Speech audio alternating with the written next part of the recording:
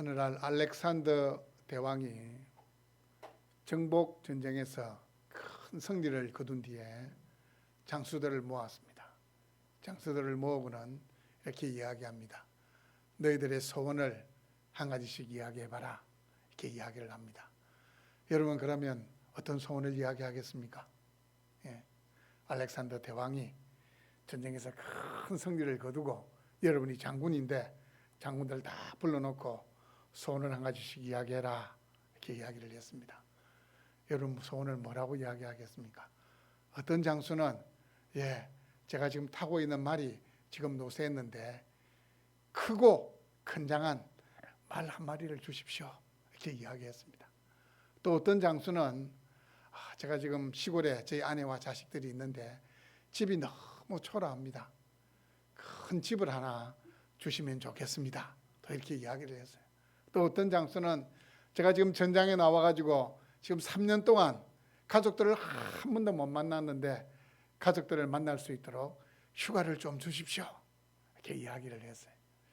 그런데 저쪽에서 어떤 장군이 뭐라고 이야기하느냐 하면, 알렉산더 대왕이여, 저에게 대왕이 정복한 나라 가운데 하나를 떼어서 저에게 주십시오. 이렇게 이야기를 했어요. 이 이야기를 하자 다른 장수들이 수근수근대기 시작, 웅성웅성대기 시작합니다. 저게 오늘 아침을 잘못 먹었나? 저게 미쳐도 유분수가 있지. 무슨 말을 하냐? 막 이렇게 막 수근거리기 시작하는데 갑자기 알렉산더 대왕이 허허허허 막 웃으면서 뭐라고 이야기하느냐면, 장군이 나를 크고 위대한 사람으로 봤기 때문에 나도 장군에게 내가 정복한 나라 중에 하나를 주겠소. 그렇게 이야기하는 겁니다.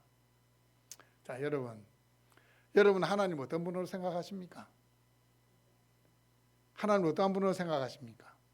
마지막에 알렉산더가 정복했던 나라 중에 하나를 요구했던 이 장수처럼 하나님을 크고 위대한 분으로 믿을 수 있기를 바랍니다. 하나님을 크고 위대한 분으로 믿으면 하나님은 여러분에게 크고 위대한 일을 행하시는 겁니다. 이 하박국 말씀을 보시면 1장 말씀을 딱 펴면 분위기가 너무 우울해요. 이 하박국 선지자가 지금 기억하고 있는 하나님은 이 거대한 아가페스도 아무 일도 하지 않고 침묵하시는 나약한 하나님입니다. 하지만 하박국 3장으로 넘어오면 이 하박국 선지자가 마주 대하고 있는 하나님은 위대하신 하나님입니다. 위대하신 하나님이에요. 1장을 거쳐 2장을 넘어오면서 하나님은 위대하시다라는 사실을 경험한 겁니다. 예전에 제가 이게 젊을 때 불렀던 찬양 가운데에, 복음성 가운데에 위대하고 강하신 주님, 우리 주 하나님이라는 찬양이 있어요. 막 율동까지 하면서 이 설교를 준비하는데 그 찬양이 생각나는 거예요. 그래, 우리가 믿는 하나님은 위대하고 강하신 하나님이시다. 우리가 믿는 하나님은 위대하고 강하신 하나님이에요. 여러분, 성경을 찾아보시면 신약부터 구약 곳곳에 하나님을 크신 분으로 고백합니다. 하나님 어떤 분을 고백한다고요? 크신 분으로. 크다라는 것을 영어로 표현하면 great라고 표현합니다.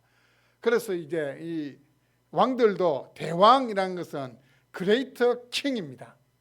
큰 다리도 great bridge입니다. 영국이라는 나라도 자기 나라 이름 앞에다가 great라고 넣습니다. 대영 제국, 대영 제국.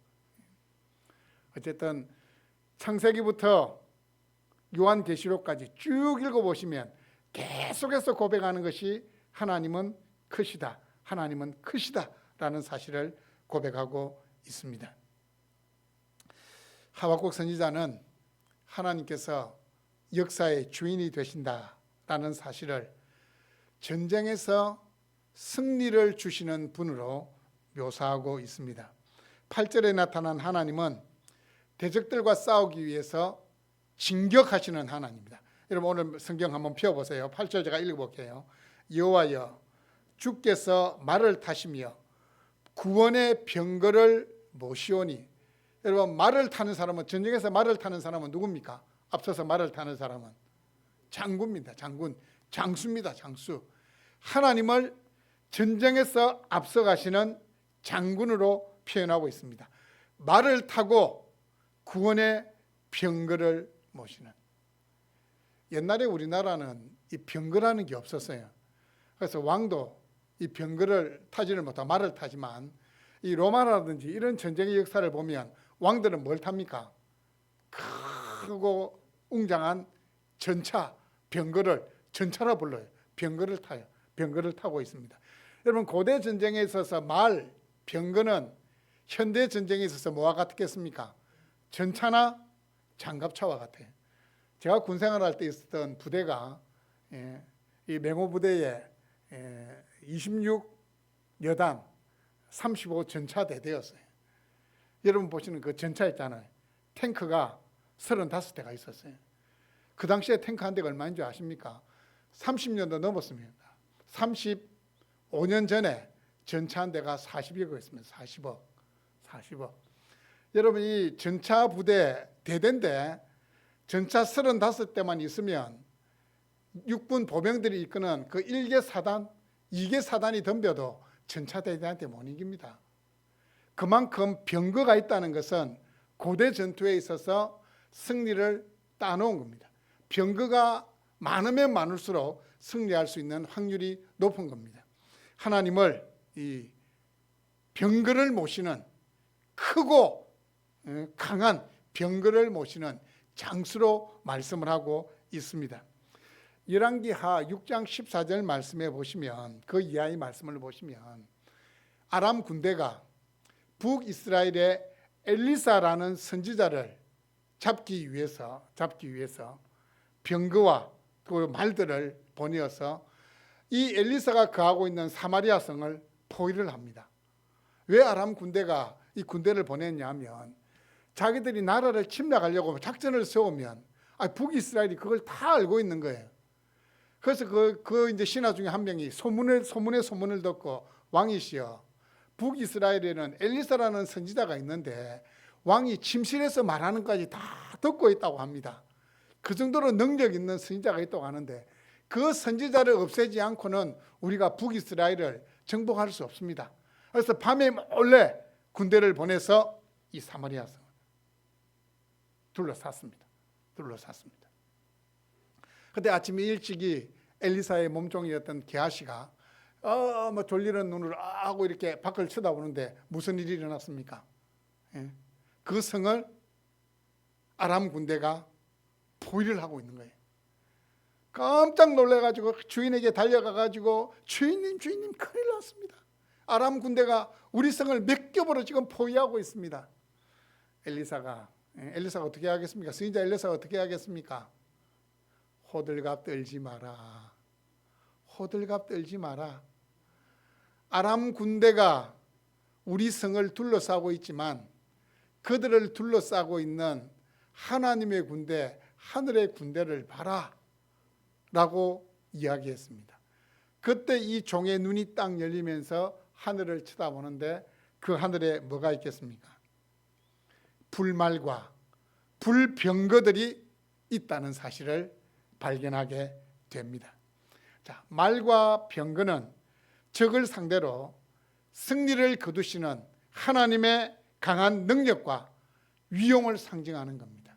하나님도 자신의 강한 능력을 드러낼 때에 불말, 불병거라는 것을 통해서 나타내셨습니다.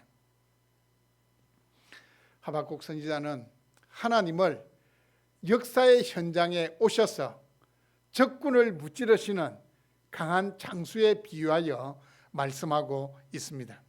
계속해서 8절 말씀을 보시면, 강들을 분이 여김이시나이까, 강들을 노여하심이니까, 바다를 향하여 성내심이니까, 이렇게 이야기하면 이게 도대체 무슨 말이고, 하나님이 가만히 있는 강이나 바다를 가지고 왜 시비를 거시나, 왜 시비를 거냐, 이렇게 말씀하고 있지만, 강이나 바다는 상징적인 표현입니다.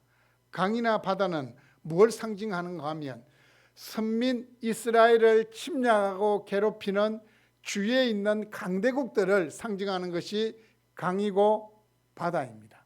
자, 그렇다면 이 메소포타미아 강을 대표하는 나라는 바벨론이고 나일강을 대표하는 나라는 애굽입니다. 그래서 강이나 바다는 이 이스라엘을 괴롭히는 주위에 있는 강대국들을 이야기하는 거예요. 바벨론, 애굽, 아람, 아수르 같은 나라들을 이야기하는 겁니다. 그리고 노하신다는 것은 하나님께서 대적들을 향하여 심판의 칼을 뽑으시는 것이 노하시는 겁니다. 강들을 대하여 노한다, 바다들을 대하여 노한다 하니까 짝대기로 치는 것이 아니고 심판의 칼을 뽑으시는 것이 노하시는 겁니다. 9절 말씀해 보시면 하나님을 말을 타고 활을 쏘면서 전쟁의 한복판에서 이 군사들을 지휘하시는 장수의 모습으로 묘사하고 있습니다. 이 하나님의 역동적인 심판을 생생하게 묘사하는 겁니다. 하나님께서 노하셨다, 심판의 칼을 뽑으시는데 하나님께서 적군들이 저 멀리 있더라도 활은 어떻게 합니까? 쏘아서 멀리 있는 적군을 맞출 수 있는 겁니다. 주께서 활을 꺼내시고 화살을 바로 쏘셨나이다. 여러분, 노아 시대에 패역한 인류를 심판하시기 위해서 하나님께서 어떻게 했습니까? 40주야를 하늘에서 비가 쏟아졌습니다. 바벨론과 같은 악한 나라를 또 불의한 자들을 하나님께서 심판하실 것이다 라는 것을 활을 쏘시는 것으로 말씀하고 있습니다. 주께서 강들로 땅을 쪼개셨나이다. 강들로 땅을 쪼갰다. 이게 또 무슨 말씀인가? 여러분, 노아 홍수 때 하늘에서도 40주야를 비가 쏟아졌지만 땅에서도 땅이 갈라지고 기품의 샘들이 터져서 올라왔다. 여러분, 우리 땅속에는 뭐가 있습니까? 지하수가 있습니다. 땅속에는 지하수가 있어요. 그 노아 홍수 때에 그 땅속에 있던 지하수가 어떻게 해요? 위로 다 솟구쳐서 올라왔다는 거예요. 여러분, 비가 많이 올 때 이렇게 침수가 되잖아요. 우리 교회 앞에도 침수가 잘 됩니다. 작년에 8월 말인가 비가 와가지고 우리 지하에 물이 한 이만큼 올라왔거든요. 침수되는 이유가 뭔지 아십니까? 여기 이제 하수구들 있잖아요. 하수구들이 정비를 안 해주면 이 찌꺼기들이 차거든요. 그래서 물이 한꺼번에 밀려가지고 찌꺼기를 확 쓸어 와가지고 어느 지점 가서는 막혀버려요. 그리고 여기도 보니까 제가 이제 물이 막 새벽기도 마치고 나가는데 물이 막 도로에 차오르기 시작하더라고. 뭔가 보니까 여기에 맨홀이 팍 솟구치면서 물이 막 비 많이 오고 이 집중호우가 쏟아질 때 맨홀 가까이 있으면 안 됩니다. 갑자기 맨홀이 위로 팡 하고 올라갈 수가 있어요. 물이 위로 솟구쳐가지고. 여기도 하수구에 물이 안 빠지니까 물이 차올라가 도로가 물이 차고 우리 지하철 주차장으로 물이 올라오더라고요. 이 물이 올라오는 정도도, 이게 비가 오고 올라오는 정도도 보면 침수시키는데 땅 속에 있는 지하수들이 한번 솟구친다고 생각해 보십시오. 40주 40날을 비가 내리는 것도 엄청난데 땅에 있는 지하수까지 올라와 버렸어요. 우리 집중호우 시간당 70mm 내린다. 엄청나거든요. 그래만 내려도 웬만한 곳은 침수. 그렇게 아마 10시간만 비가 내렸다. 10시간만 비가 내렸다. 그러면 어떻게 되겠습니까? 아마 눈에 보이는 대부분 곳은 다 침수가 됩니다. 울산도 이렇게 저지대 남구 이쪽은 아마 남구 중구는 아마 침수가 될 거예요. 물에 잠겨버릴 거예요. 이 강들을 쪼갠다 이 말은 노아 홍수 때 땅에 샘들이 열리면서 물이 솟구쳤던 그때를 연상을 시킵니다. 그 10절에서는 산들과 바다로 상징되는 열강들이 진격하시는 하나님 앞에 굴복하는 것을 묘사하고 있습니다. 산들이 주를 보고 흔들리며 창수가 넘치고 바다가 소리를 지르며 손을 높이 들었나이다. 여러분, 손을 높이 드는 건 뭐 하는 겁니까?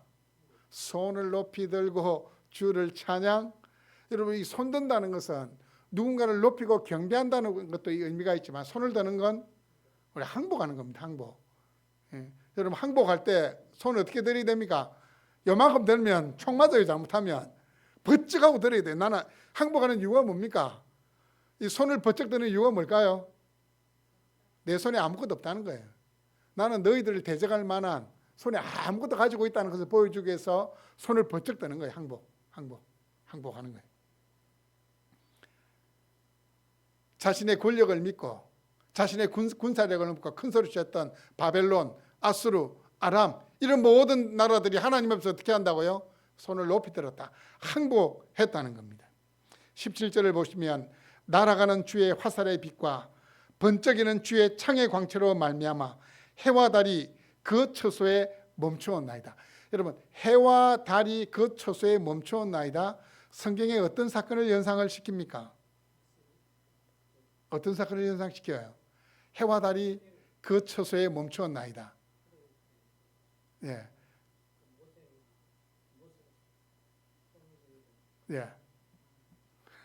여호수아 14장에 보면, 여호수아 14장에 보면 여호수아가 이 아모리 백성들과 전쟁을 하는데, 막 치다 보니까 이게 해가 지는 거예요. 해가 지려고 하는 거예요. 해가 지면 어떻게 됩니까? 고대의 전쟁, 해 지면 전쟁을 못 해요. 적군인지 아군인지 피하 식별이 안 되니까. 해가 지려고 하니까 여호수아가 하나님께 기도하는 겁니다. 태양아, 너는 기브온에, 달아, 너는 아얄론 골짜기에 머물러라. 그때 그 사건을 연상을 시키는 겁니다. 여러분, 고대 사람들에게 있어서 해와 달이라는 것은 어떤 존재입니까? 신적인 존재입니다. 신적인. 그래서 애굽의 왕도 바로도 자신을 태양의 아들로 나는 태양의 아들이다. 그렇게 이야기했거든요. 이 해와 달은 신적인 존재입니다. 그런데 하나님께서 해와 달을 그 처소에 멈추게 하셨다. 그건 뭡니까? 그건 뭐예요? 하나님은 고대의 사람들이 신으로 추앙하는 그 모든 존재들까지도 통제하시는 위대하신 분임을 우리에게 보여주는 겁니다. 해와 달마저도 지배하시는 하나님. 이 아모리 족속 중에서 그 전투에서 살아남은 자들이 있을지 모르겠지만 그 소문이 번져나갈 겁니다. 이스라엘 백성들이 믿는 하나님은 우리가 신으로 추앙하는 해와 달마저도 지배하시는 분이시다. 12절 말씀을 보시면 주께서라는 말로 시작을 하고 있습니다. 전쟁에서 승리하신 하나님, 대적들을 굴복시키시는 하나님을 강조하기 위해서 주라는 단어를 사용합니다. 주께서 노를 바라사 땅을 두르셨으며 분을 내사 여러 나라를 밟으셨나이다. 자, 여러 나라를 밟으셨다 할 때 이 밟는다는 것은 뭡니까? 밟는다는 것은 무슨 의미일까요? 타작한다는 거예요. 타작한다. 혹시 여러분 곡식 이렇게 밟아서 타작해 보신 분 있습니까? 예? 보통은 이제 콩 같은 것은 이렇게 도리깨로 이렇게 두들기도 하지만 이 타작한다라는 의미가 이 밟는다는 의미입니다. 예? 밟는다는 것은 철저하게 심판하고 파멸시키는 것을 보여주는 단어입니다. 밟아버린다. 우리 누군가를 짓밟아버린다면 뭡니까? 그 사람을 완전히 파멸시킬 때에 짓밟아버린다. 그렇게 이야기를 하잖아요. 하나님께서 대적들을 발로 밟으신다는 것은 어떤 의미냐 하면 제기할 수 있는 조금의 여지도 두지 않고 완전히 파멸시킨다는 겁니다. 여러분, 바벨론이라는 나라가 이 고대에 있어서는 진짜 무시무시한 나라예요. 초강대국이에요. 초강대국. 기록에 의하면 바벨론은 공중 정원이 있었대요. 뭐 이렇게 쌓아가지고 뭐 이렇게 공중에 이렇게 정원을 만드는 그것뿐만 아니고 우리는 지금에 와서 이 고층 건물이 있다 생각하는데 이 고대 바벨론에서도 2층, 3층짜리 이런 건물들이 있었어요. 높은 건물들이. 바벨론이 그만큼 문화적으로 발달했는데 여러분 지금 바벨론이라는 나라가 남아 있습니까? 없습니까? 흔적도 없이 사라졌습니다. 원래 바벨론이 있던 위치가 이라크가 지금 위치하고 있는데 여러분 세계에서 이라크가 지금 뭐 영향력이 있습니까? 아무런 영향력도 없습니다. 예. 나쁜 쪽으로 영향력이 있을지 모르겠지만 좋은 쪽은 아무런 영향력이 없어요. 흔적도 없이 사라져 버렸어요. 바벨론이라는 나라는. 하나님께서 말씀하셨잖아요. 밟으실 것이다. 밟는다는 것은 철저하게 심판하는 겁니다. 13절 보시면 주께서 주의 백성을 구원하시려고 기름 부음 받은 자를 구원하시려고 나오사 악인의 집에 머리를 치시며 그 기초를 바닥까지 드러내셨나이다. 셀라. 자, 악인의 집에 머리를 치시며 기초를 바닥까지 드러내셨나이다.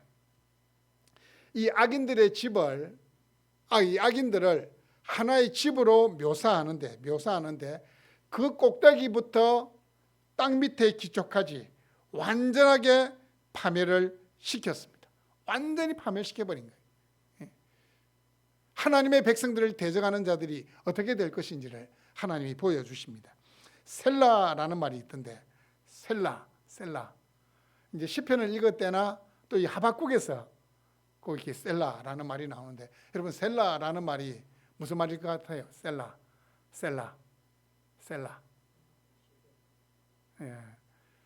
한 몇 가지 의미가 있는데 가장 중요한 의미로는 멈춰서 들어라.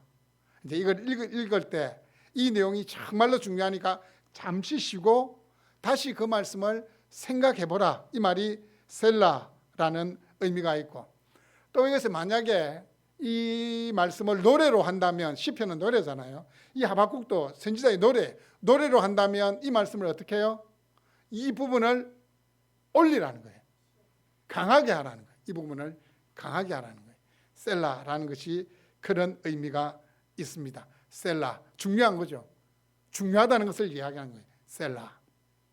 14절 말씀해 보시면 그들이 효리 바람처럼 이르러 나를 흩으리하며, 그들을 누구를 이야기하겠습니까? 하박국 선지자에게 있어서는 바벨론입니다. 바벨론이 어떻게 해요?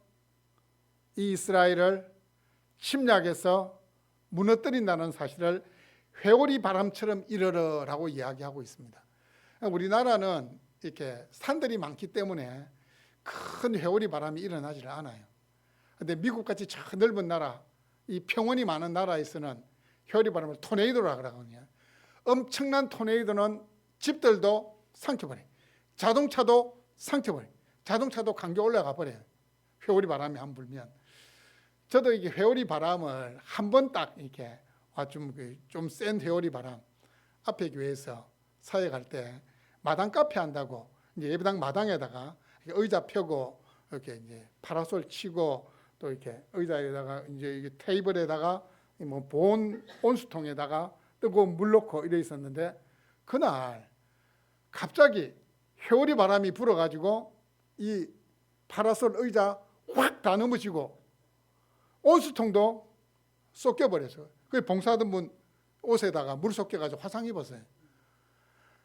그 좁은 데서 샥 감기는 그 회오리 바람이 파라솔 넘겨버리고 의자 넘겨버리고 온수통까지 넘기는 걸 보면서, 와, 이 회오리 바람 토네이도의 위력이, 미국에서 일어나는 토네이도 한번 쓸고 가면 마을 도시 전체가 아작나 버립니다. 없어져 버립니다. 그래서 미국 집은 우리하고 다르게 뭐가 있는 집마다 뭐가 있는지 아십니까? 지하가 있습니다. 지하가 있어요. 베이스먼트 지하가 있어요. 토네이도가 오면 그 사람들 어디 들어가겠습니까?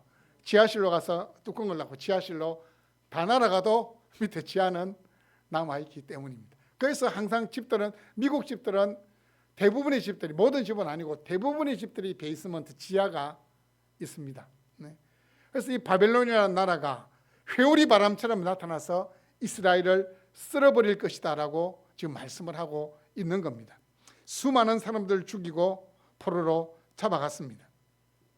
그런데 하나님은 이 이스라엘 백성들을 향한 이 바벨론의 만행을 이스라엘 백성들에게 한 것이 아니라 누구에게 한 것으로요? 하나님 자신에게 한 것으로 묘사하고 있습니다. 나를 흩으려 하며, 하나님을 흩으려 한 적 없습니다. 누굴 흩었습니까? 이스라엘 백성들을 포로로 잡아갔는데 하나님은 이스라엘 백성들이 한 것을 하나님 자신에게 한 것으로 지금 말씀을 하고 있습니다. 하나님 자신과 이스라엘을 동일시한 겁니다. 이건 우리 예수님께도 나타납니다. 이 사울이 예수 믿는 사람을 잡기 위해서 다메섹으로 가다가 부활하신 주님을 만납니다. 그때 예수님께서 이 사울에게 뭐라고 말씀하시느냐면, 사울아 사울아 너는 왜 나를 박해하느냐. 여러분, 사울이 예수님 박해한 적 있습니까? 없어요. 예수 믿는 사람들 잡아서 능욕하고 또 때로는 죽이기도 했는데, 이 예수님께서는 예수 믿는 성도를 핍박한 것을, 누구를 핍박한 것으로요? 예수님 자신을 핍박한 것으로 말씀하고 있습니다. 이 시편 23편 2절 말씀에 3절 말씀 23편 3절 말씀에 보시면 이 다윗도 이렇게 고백합니다. 내 영혼을 소생시키시고 자기 이름을 위하여 나를 의의 길로 인도하시는도다. 이렇게 말씀해요. 하나님의 영광을 위해서 우리를 지켜주시겠다, 우리를 보호해 주시겠다, 이렇게 약속합니다. 여러분은 하나님의 소유된 백성입니다. 여러분 하나님의 소유입니다. 하나님이 여러분과 하나님 자신을 동일시하십니다. 우리 주님과 여러분을 하나로 보신다는 겁니다. 여러분을 대적하는 것은 누구를 대적하는 겁니까? 주님을 대적하는 겁니다. 교회를 대적하는 것은 누구를 대적하는 겁니까? 하나님을 대적하는 게, 교회를 해하는 자는 하나님께 해코지하는 겁니다. 그래서 여러분 억울한 일을 당하잖아요. 억울한 일을 당하면 내가 꼭 복수해야 되겠다, 그럴 필요 있습니까? 없습니까? 그럴 필요가 없어요. 누구에게 기도하면 됩니까? 하나님께 기도하면 됩니다. 하나님 내 억울함을 아시잖아요. 하나님 우리 교회가 어떻게 세상으로부터 핍박받았는지를 아시잖아요. 하나님께 기도하면 됩니다. 하나님 우리를 신원해 주시는 분입니다. 우리의 억울함을 풀어주시는 분이십니다. 하나님은 자신의 백성들을 위해서 친히 싸우시는 분이시라는 사실을 기억할 수 있기를 바랍니다. 오직 주께서 그들의 전사의 머리를 그들의 창으로 찌르셨나이다. 자, 머리라는 것은 뭘 이야기합니까?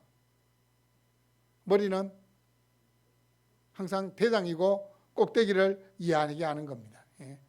이 머리는 고위층을 이야기하는, 왕들을 포함해서 귀족들을 이야기하는 겁니다. 자, 바벨론이 메데 파사에 의해서 멸망을 당하고 이제 페르시아라는 나라가 들어서게 되는데, 여러분 이렇게 정권이 바뀌게 되면, 옛날 고대에서 정권이 바뀌게 되면 어떻게 되겠습니까? 이전 나라에서, 이전 왕 밑에서 신하하고 권세를 부렸던 사람들은 어떻게 되겠습니까?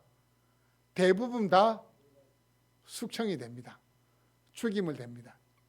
이 창으로 머리를 찌르셨다는 것은 이 바벨론이 멸망하는데 백성들은 그대로 있어요. 항상 백성들은 그대로 있습니다. 백성들은 그대로 있고 위에 있는 우두머리 지도자들만 숙청을 당해. 그걸 말씀하시는 거예요.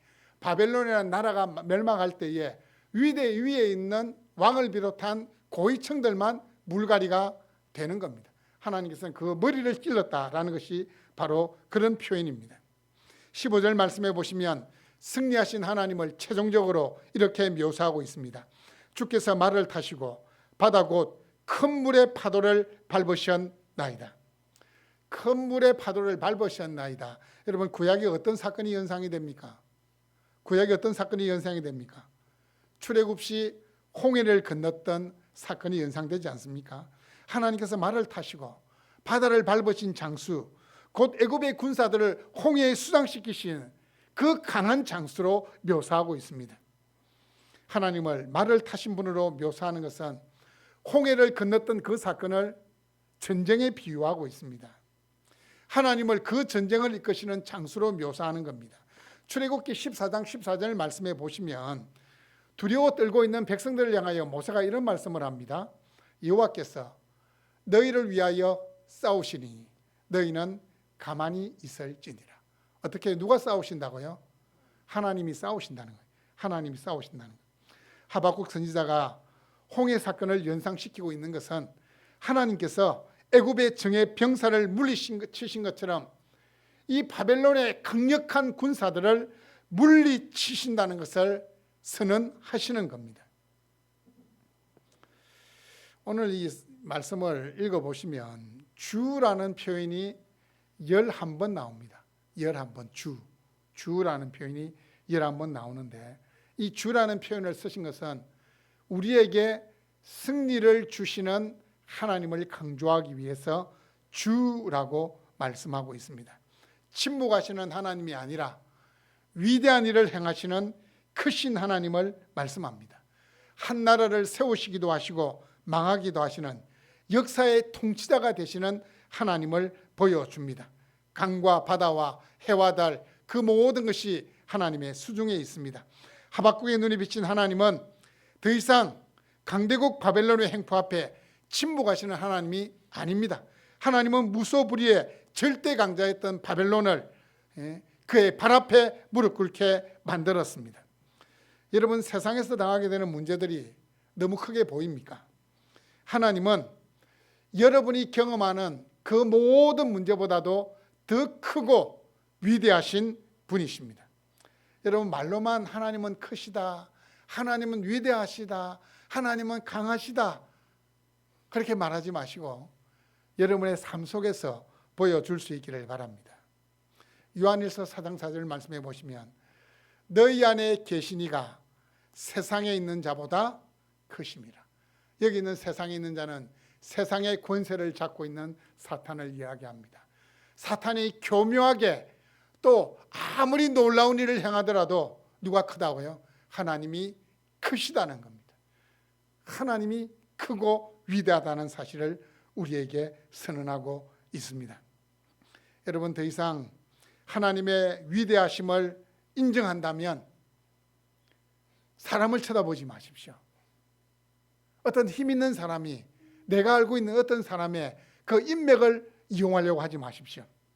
환경을 초월하시고 사람의 마음을 바꾸시고 우리의 걸음걸음을 인도하시는 그 하나님을 철저하게 신뢰할 수 있기를 바랍니다. 하박국 1장에 갇힌 영적인 수준으로 세상을 바라본다면 이 세상은 바벨론입니다. 너무 강력합니다. 하지만 3장에 도달한 영적인 눈으로 세상을 바라보신다면 이 바벨론으로 대변되는 이 세상은 누구의 발 아래 있는 세상이라고요? 하나님의 발 아래 있는 세상입니다. 여러분, 예수님의 십자가도 당시에 로마 군병들의 눈에는 어떤 존재였습니까? 멸시와 조롱의 대상이었습니다. 그래서 이 군인들이 예수님 뺨을 치고 침을 뱉고 조롱하고 했잖아요. 당시 예수님의 십자가는 초라한 죄인이 죽은 볼품없는 십자가였어요. 하지만 그 십자가는 하나님이 택한 백성들을 구원하시기 위한 큰 구원의 역사였던 것입니다. 고린도서 1장 18절, 십자가의 도가 멸망하는 자들에게는 미련한 것이지만 구원 얻는 우리에게는 뭐가 된다고요? 하나님의 능력이 됩니다. 탄식과 절규의 터널에 갇혀있던 선지자에게 찾아오신 하나님은 자신의 백성들을 위해서 친히 싸우시는 위대하신 하나님입니다. 하나님을 위대하신 하나님으로 바라볼 수 있게 하는 것이 여러분이 가진 믿음입니다. 여러분의 믿음이 크면 클수록 하나님은 위대하고 강하신 분이 되시는 겁니다. 여러분, 큰 믿음을 가질 수 있기를 바랍니다. 하나님을 위대하신 분으로 믿을 수 있기를 바랍니다. 우리가 믿고 기도하는 하나님은 수많은 나라를 패왕으로 몰아넣으셨습니다.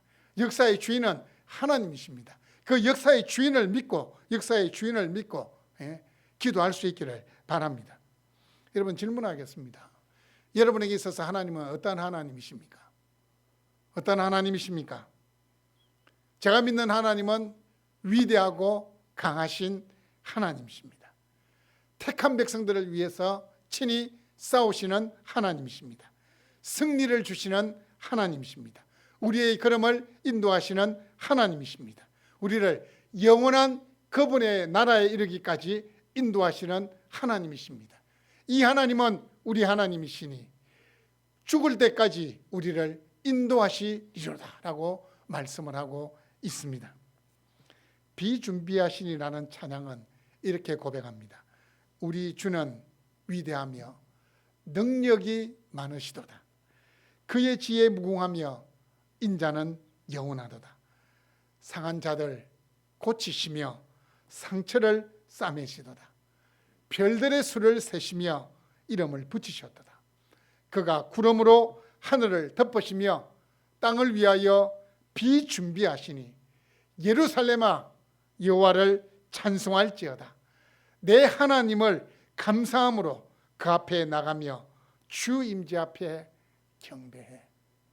여러분, 우리 하나님은 위대하신 하나님이십니다. 하나님을 위대하신 하나님으로 믿고 고백하고 살아갈 수 있는 여러분 될 수 있기를 주님의 이름으로 축복합니다. 아멘.